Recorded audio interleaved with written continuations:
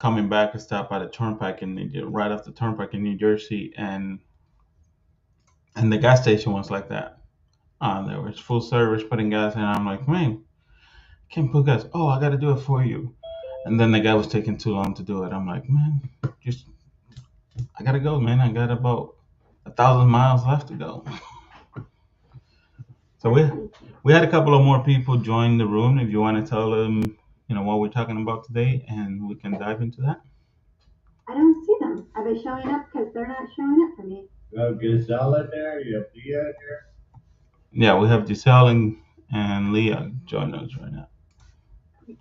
Hey guys, today what we're doing is we're talking about mind shifting, and basically what we're going to do is we're going to focus on things that everybody hates doing. Like the one thing that you hate doing. My example was in business, I hate door knocking, and in real life, I hate getting gas. So we're going to talk about each of us identifying something that, even if we don't want to admit it, is probably holding us back because we choose not to do it, and then bring that to the group and see if, when we communicate these things to each other, if we can give each other tips and pointers and help to make these things better for us. And then going forward, try to implement those things that we hate this week and see if it makes a difference in your business. So I already did mine. Let's start with James, and then we can just kind of go down the line and share what it is that we hate doing. Oh man, it's kind of hard. And I'm trying to think of what I hate doing. I mean, it's kind of my life's pretty simple, but as far as the work, um, I don't know, man. I guess what I hate mostly about my job, and you guys know that I'm calling buyers and sellers, and trying to get them on the phone is always going to be the hardest part. I don't have any control over that, but I hate going into other agents' pipelines, and these are DQ'd. People are updating their pipelines and keeping them on track. That kind of gets under my skin. In real life, I gotta say I hate cleaning my house, even though I can be a neat person. It's something I never want to do, but that's pretty much it with me. With the going into people's, and you're right, yeah, there's not much, you can't really control what they do as far as their pipeline. You can only control what, you do, but it seems like you're still doing it. You're still going in the pipeline. So that's kind of Sure. like a pet peeve. Do you have anything specifically that you're like avoiding doing because you don't like doing it? No, I love my job, man. I mean, I got my game plan each day. Keeps plenty busy. I can't complain that I don't have enough work ever. Uh, I can, and I like it. The way I enjoy going to those pipelines is fine because my job is to clean them up a little bit, get them caught up, get them all updated. That's part of my job at certain times. So I actually enjoy it. It's just like, wow, these people, if this was my pipeline and this was my money, my chances of getting sales, I'd have that thing dialed in, man. I'd have it all up to date. It makes your job that much easier. You know exactly what to do each day. That's what I do every day. So I got my routine. I know all these agents do have like tons of other things going on with them and stuff. They're out in the field, they're doing showings, they're looking meeting people and all that. So, but I love my work, so not really much. I'd say I don't like about it. But what about you, Andres? There's two things. One, on my personal end, is creating more content. Like I know I need to put more content out there, Spanish, to focus on the niche of people that I want to work with. I know I need to do the content. I know what I want to create, um, but I haven't pushed myself to do it and get it out there. Right. Last week, especially after the podcast on Thursday, got together with two agents, and we put a set of calls over the next 2 months to create that content. Right. Put it on the calendar, get it done, and then get it out there. So that's one thing I've been just putting aside and focus on other areas, and not on my real estate business. Another thing I have to do, and sometimes I'm like, okay, there's no choice. You have to get in front of it, right? He's talking to other agents as well in a capacity to show them the value on the pipeline. Like this morning, I called an agent that has number of leads, had great conversations earlier in the year, and the leads are moving, has said they're moving this time of the year. And my question was, have you follow up? Have you been staying in touch with these leads? No, I have not. And they haven't. And you want to see some level of some type of result, but you have no systems in place to follow up with those leads. You know, they clearly say, I'm moving in 6 months. They raise their hands. They have a house to sell, but there's no follow-up system, just a drip email campaign. Um, it's hard to have those conversations, but that happens more often than we think about. It does. It does. Let's see if let's get all of the things out first, and then we can all kind of talk about them. I'm just going to go through the list here, and let's see. Leah, do you have something that you want to share with us that you hate doing? Yes, well, I would mirror your two. Personally, gas is so much work. I'd rather take the trash out. But I figured out a way to do it, and I just remind myself, the dangers of having any gas. So I would say that I've mastered that. I do not door knock. First of all, it's dangerous and it's prohibited here. We have a lot of gated communities. Um, I've done it. It's really probably the worst thing ever in real estate, in my opinion. Um, and cold calling. I just don't do it. That's why I have Cloud Realty.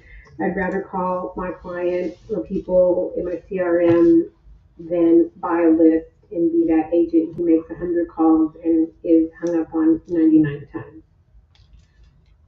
Yeah, I 100% agree with you on the door knocking. So I'm gonna write down these, and then we can go back and address them when we get to the end. But thank you for sharing. That was good. John, do you have some that you hate doing? John, there you go. Hey, Paul, how are you doing? Good. How are you? I'm fine. Thanks for asking. Well, uh, I just like joined here. Okay, I missed a couple of things again. Like, sorry about it. So, I mean, I joined a couple of meetings since last week. Okay, especially about the real estate sales training.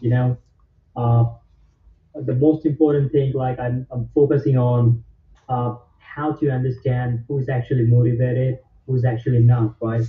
So the question is like, if someone is telling you, uh, hey, I want $1 million for my properties, okay, if you give me $1 million, I'm gonna sell it. If not, don't hesitate to bother me again, okay? So when you feels like this kind of response from the sellers, that means you need to clearly understand he's not motivated. First of all, he's not motivated.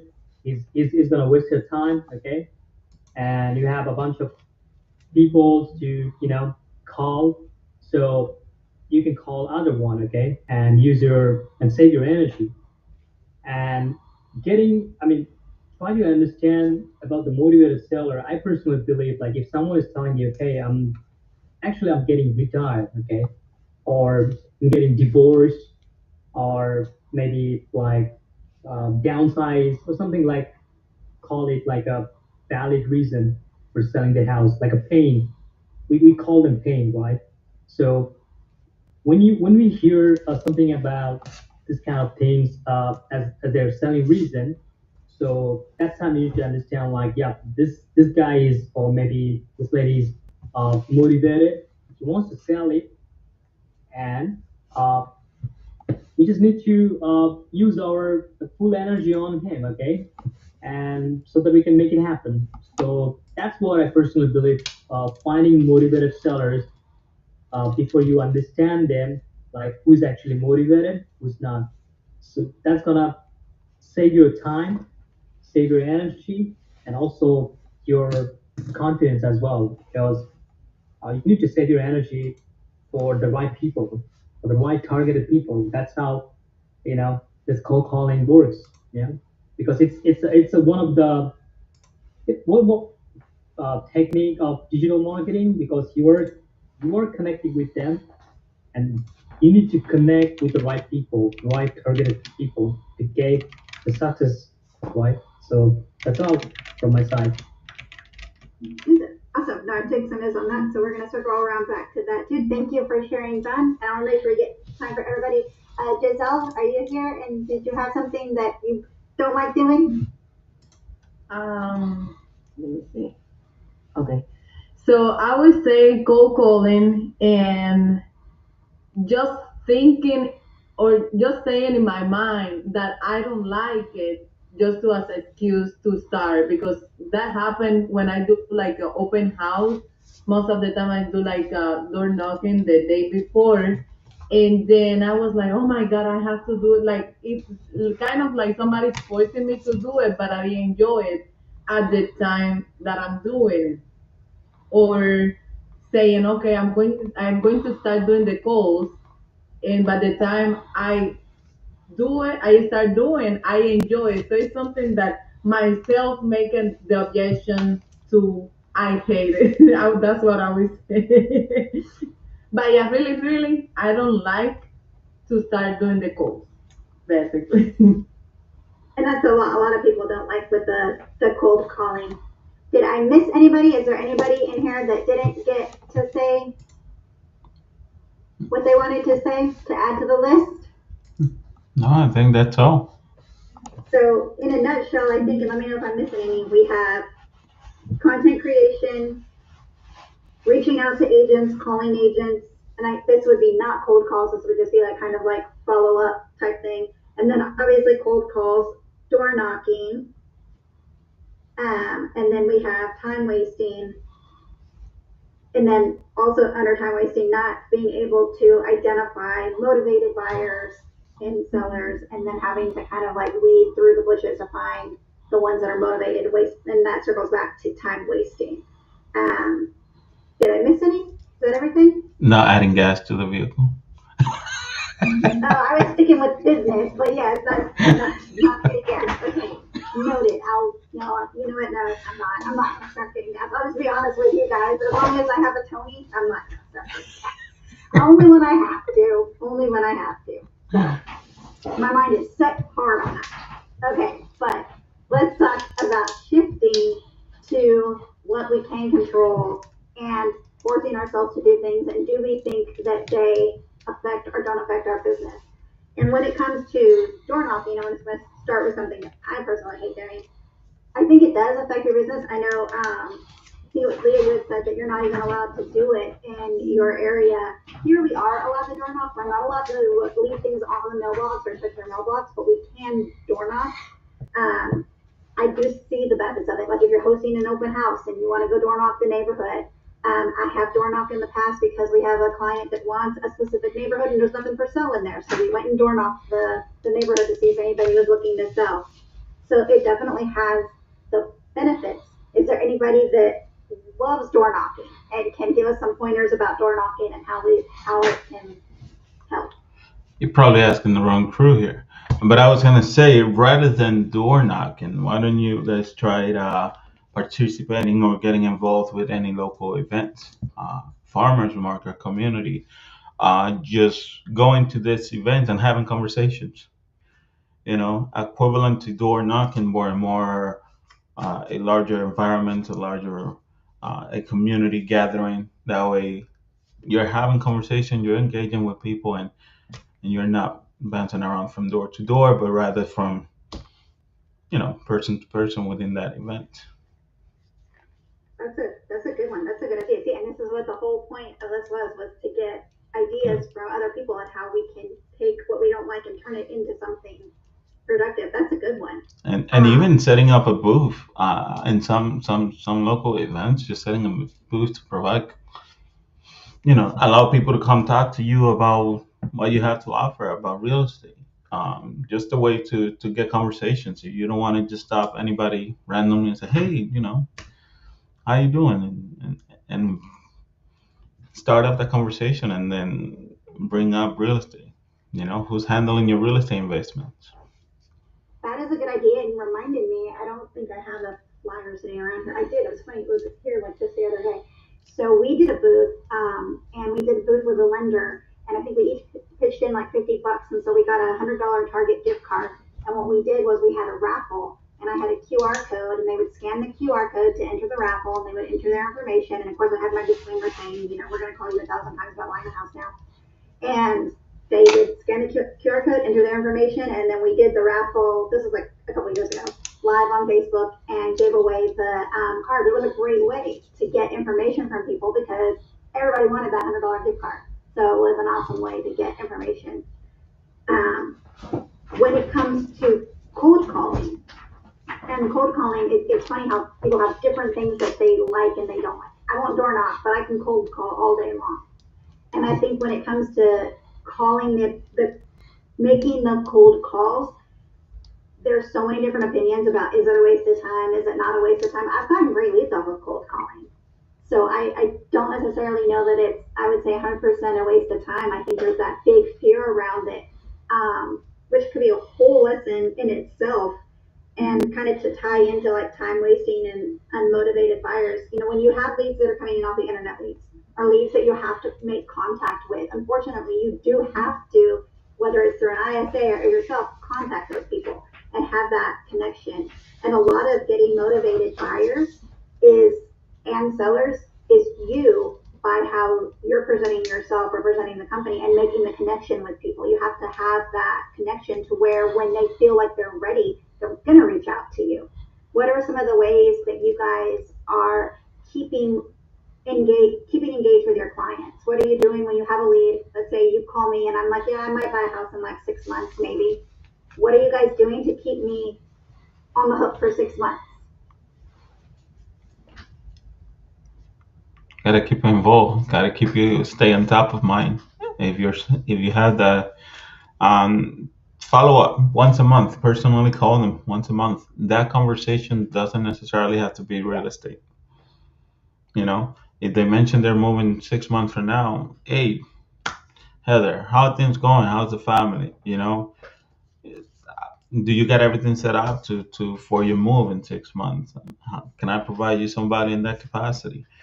You know, we hear agents on what's working Wednesdays. They've mentioned this several times. The follow up doesn't necessarily have to be real estate. Just call them to find out how they're doing, how things are going, uh, and you continue to build that relationship. And as the months get closer, then you can introduce that real estate conversation again. But I think it's important to continuously touch base with them, not just put them on an email campaign and say, hey, they haven't looked at the property in the past 2 months. That's not a follow up. That's not. You just send somebody an email once a month. You need to call them, touch base with them consistently, at least once a month. And That says it every day. Book an appointment from an appointment. They say they're not ready 6 months. Well, I'm going to keep you on the calendar. I'll check back with you in 30 days. Let them know you're going to reach back out to them. They'll say, that's fine. Yeah, you can call back. Check in with me. You got the report. So that's for sure. yeah, like I mentioned earlier, I have an agent that at 3, 4 leads. I check about 8 leads out of 30 so far, right? And 4 of those leads are mentioned are moving in 6 months. This time of the year, I asked the agent and he hasn't touched base not once with them. What is the likelihood that they're going to close the deal with him? Most likely not now. And do you guys know that the CRM does scheduled text messages that you can send out? So if you're having a conversation with somebody and they say something like, oh, well, I have a doctor's appointment next Thursday, or, my grandpa's having surgery, and so on this date, so I can't meet with you until the following whatever. When you get done with the phone call and you're putting your notes in the system, you can then go and schedule a text message to go out. If they say they have something going on Thursday, you can send that text message out Thursday evening, and it can just say something like, hey, I was thinking about what you said today and just wanted to make sure everything went okay with you. Don't say anything real estate related, just that little check-in. Also, what we can do on Technology Tuesday tomorrow too is, do you guys have buyer intake forms that you send out to your buyers and sellers, or seller intake forms then for your listings, where you get their information, you get their birthday, and maybe you can ask them things like their favorite dessert or their favorite, wine, things that they would like, so that you know what kind of personalized closing gifts to get them. And once you have their birthday, you can set up a workflow where they get an automatic birthday card. You can either do that through Postly, I think, or you can just do it through the CRM and send them like a digital one. But you can actually pay for services where you can send people birthday cards, Christmas cards like that through the mail. It just depends on what you want to do and how much you want to spend. But if you're trying to make all those touches, it might be worth it. Absolutely.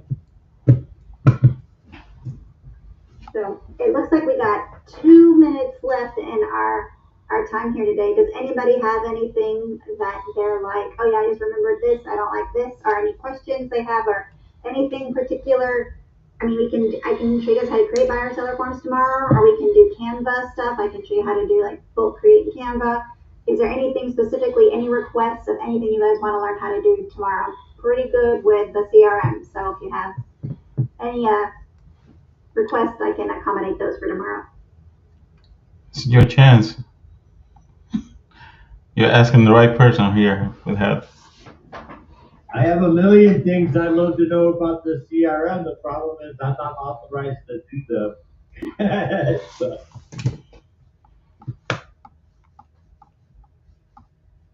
Okay, well, if we don't have any suggestions, I'll just plan something, but it'll definitely be something that at the end of the lesson tomorrow, you'll have something tangible that you can use. So we'll either create something in Canva and then you can have the link, or we'll do something in the CRM and then you'll have that as well. So it'll be something that you can have and you can implement into your business. But that will be the plan for tomorrow. Sounds good. Looking forward to it. either. But just let the record show that I have no intention of getting gas. I mean, let Tony know. Into Mexico. Into Mexico has our full service, every gas station. Never pump gas again. I actually had to get gas the other day, and I was so frustrated. I was like, oh, I don't want to do this, but I have to get gas. But now I have 3 teenage drivers in the house, so I should never have to get gas at this point because I can just have one of them do it. See, there you go. Perfect. All right, guys, that is our time for today. Again, we want to make sure that we're thinking about Sean, Tara, and the baby, and just sending them love. And if you guys have any questions or you need anything, I'm going to put my cell phone number in the chat so you guys have that.